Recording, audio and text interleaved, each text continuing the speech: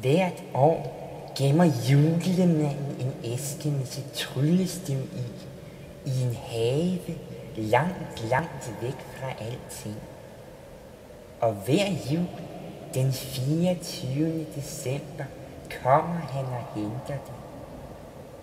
Tryllestavet er magisk, og uden det kan julemanden ikke skabe en rigtig juleaften for os alle sammen. Så vi må håbe, at han når at hente sit tryllestav, så det kan blive rigtig jul igen.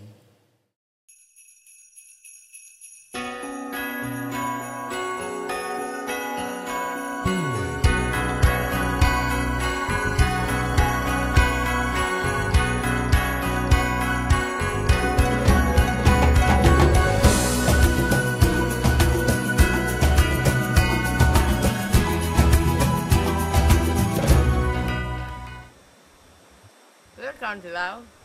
7. december.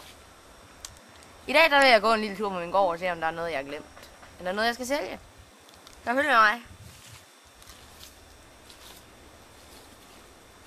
Jeg har jo travlt med min nye juleprojekt. Hvad pokker?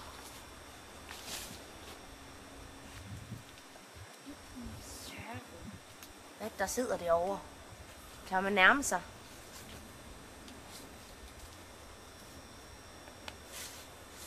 Hej. Hvad pokker er du for en? Jeg hedder Hubert. Jeg kan ikke forstå et ord af, hvad han siger. Jeg hedder Hubert. Hvad laver du her på min gård? Jeg sælger bøger. Mine studenterbøger. Det er bøger. Du skal ikke sælge dem her. Hvorfor ikke?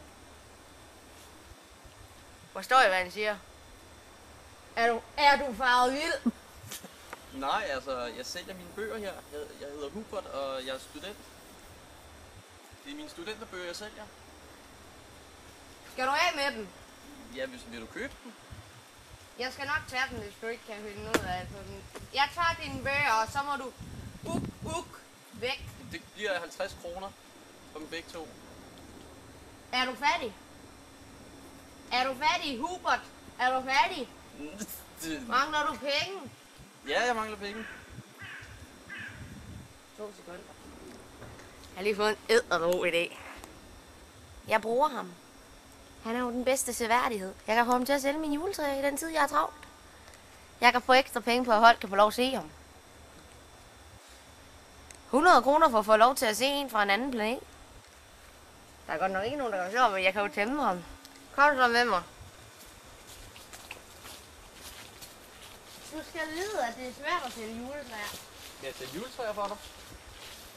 Jeg forstår ikke, han taler og taler. Du skal ikke sige så meget. Du skal bare stå. Ja, jamen, Jeg kan tjene masser af penge på sådan en som dig. jeg kunne godt synge en sang eventuelt. Noget med køb juletræer. Det kan godt være, du bliver nødt til at lære at tale dansk, før du skal sælge. Men det kan vi ikke nu. Jeg er så travlt, så du er den eneste mulighed. Og til gengæld, så kan jeg også tjene penge på dig. Så du skal vide, du skal bare stå her. Hvor meget får jeg i timen? Hvis du bare står her, så sælger du og sælger du. Og så det får jeg penge for? Forlæn ikke et ord, hvad du siger. Så jeg Du skal står, bare... her, du står bare her og sælger og sælger. Ja, okay. Hvis der kommer kunder forbi, så sælger du det, jeg har. Jeg kommer tilbage, og så er det væk. Hvad koster de forskellige ting?